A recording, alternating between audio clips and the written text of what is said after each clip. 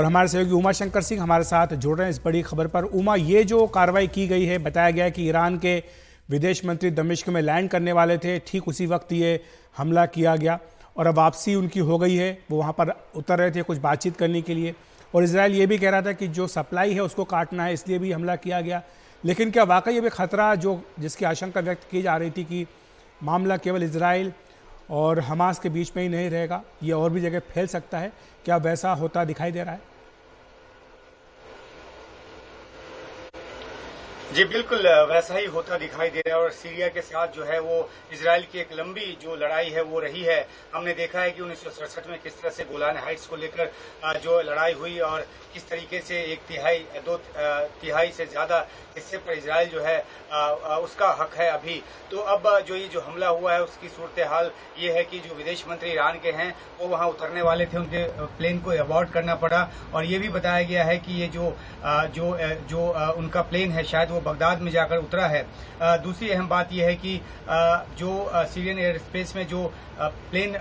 Enter किया था वो महान एयर का प्लेन जो है वो बताया गया है और ये क्योंकि इन्होंने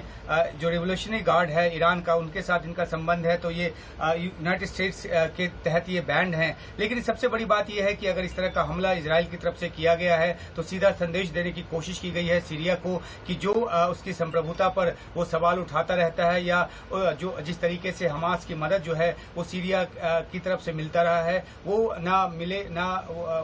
वो जारी ना रहे। साफ तौर पे इस बार इजराइल जो है उसने इस बात के लिए कमर कसी है कि हमास की हर तरफ से कमर तोड़ी जाएगी और उनको जो भी मदद देगा या जिन्होंने भी मदद दी है और उसको मजबूत किया है उन सबों पर वो एक अपनी तरफ से जो हमला करेगा या उनको दूर रहने के लिए एक चेतावनी देगा। तो इन दोनों एयरपोर्ट्स को जो अटैक किया गया है जिसके बारे में ये कहा जा रहा है कि इजराइल ने अटैक किया है और इसकी जो इजराइल की तरफ से जो आधिकारिक तौर पे जो इसका बयान है वो अभी पूरे तौर पे आना अभी बाकी है। लेकिन इतना जरूर है कि जिस तरह के हालात इस पूरे रीजन में बने हुए हैं और इजराइल ने जिस तरीके से ये तय किया हुआ है इस बड़े आतंकी हमले के बाद कि वो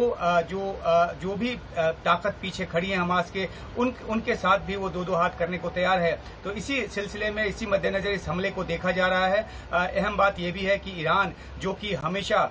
हमास की मदद करता रहा है, चाहे वो पैसे से हो चाहे वो किसी भी तरीके से, और इस बार भी जब हमला हुआ तो ईरान की तरफ से बयान आया, उसके समर्थन का बयान आया, इस हमले के समर्थन का बयान आया। तो ऐसे में जो इजराइल का जो गुस्सा है और ज्यादा बढ़ा हुआ है और जहां तक आपने बात की सप्लाई लाइन काटने की, तो जाहिर सी बात है कि ऐसे मौके पर इजराइल नहीं चाहेगा कि कोई भी मदद जो है वो ऐसी जगह पहुंचे जो उसके खिलाफ इस्तेमाल हो। तो इन सब वजहों से इस पूरे इलाके में जो एक अलग अलग देशों के बीच के जो समीकरण हैं वो काफी उलझे हुए हैं और इसलिए इस हमले को इस तौर पे देखना चाहिए कि ये इजराइल की तरफ से एक चेतावनी है कि वो किसी भी हद तक जा सकता है इस बार जो उसकी जमीन पर हमला हुआ है और उसके लोगों को जिस तरीके से जान ली गई है। अखिलेश।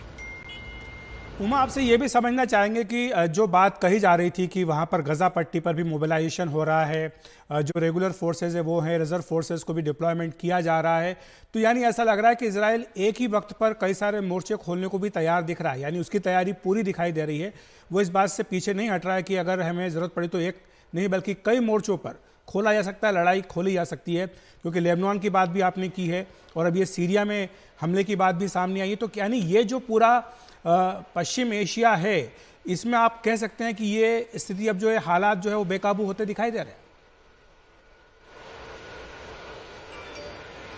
जी बिल्कुल, देखिए इजराइल जिस तरीके की तैयारी कर रहा है जो पिछले कुछ दिनों से हम यहाँ देख रहे हैं उसमें एयर स्ट्राइक्स तो गाजा पट्टी पे लगातार कर ही रहा है, लेकिन ग्राउंड ऑपरेशन की पूरी तैयारी नजर आ रही है। और ये भी यहाँ कहा जा रहा है कि हो सकता है कि 2005 वाली स्थिति जो है वो हो जब इजराइल जो है गाजा पट्टी पर उसका पूरा नियंत्रण था। 2005 में उसने अपनी तरफ से फैसला लेते हुए गाजा पट्टी से वापस निकलने का फैसला किया। लेकिन अब जिस तरह से हालात हैं वैसे में जिस तरह का जो ट्रुप मोबिलाइजेशन है खासतौर पर दक्षिणी इजराइल के इलाके में जो कि गाजा पट्टी से लगने वाली सीमा है और उत्तरी इलाकों में भी, उससे साफ जाहिर होता है कि कोई बड़ा जो ग्राउंड ऑपरेशन है वो इजराइल करने की तैयारी में है। और साथ ही साथ वो दुनिया के उन देशों को भी एक संदेश देना चाहता है कि कोई भी अगर इस बीच में आया तो उसके साथ भी उसी तरह का सलूक होगा। देखिए इजराइल जो है सैन्य तौर पर काफी सक्षम एक देश है।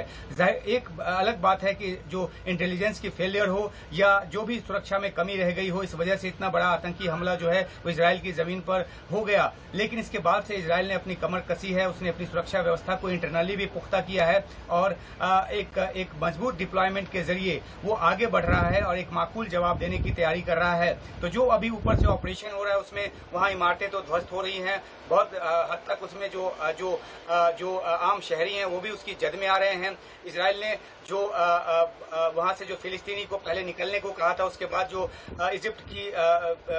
तरफ लगने वाली जो उनके नियंत्रण वाली जो क्रॉसिंग है वो भी बंद हो गई है और किसी के भी बाहर निकलने की अब बात नहीं है। और दूसरी बात की ये भी जो बिजली, पानी और तमाम जरूरी चीजों की जो सप्लाई है वो बिल्कुल पूरी तरह से रोक दी गई है। इजराइल किसी भी तरीके से कोई रियायत नहीं देना चाहता। बिजली मंत्री ने आज वहां के ट्वीट करके कहा कि किस तरह की ह्यूमैनिटेरियन असिस्टेंस की बात करता है जो गाजा पट्टी के लोगों के लिए, किस तरह से ये बात की जानी चाहिए, क्योंकि उनकी तरफ से किसी तरह का अगर ह्यूमैनिटेरियन असिस्टेंस की बात है तो सबसे पहले जो हॉस्टेज हैं जिनकी तादाद 100 के आसपास है उनको पहले रिलीज करे, उसके बाद कुछ बात होगी। तो जो बड़ा हमला हुआ है उसके बाद हर तरीके से और हर तरफ से इजराइल ने अपनी कमर कसी हुई है, इसलिए जो सीरिया के एयरपोर्ट्स पे जो हमले हुए हैं उसको उस तौर पे देखना चाहिए और दूसरी तरफ यहाँ ग्राउंड पे जिस तरह का मूवमेंट हो रहा है और गाजा पट्टी को जिस तरीके से एक सीज के एक नाकेबंदी कर दी गई है उसको भी इस तौर पे देखना चाहिए कि इजराइल हर कीमत पर इस बार पूरी तरह से बदला लेने को तैयार है।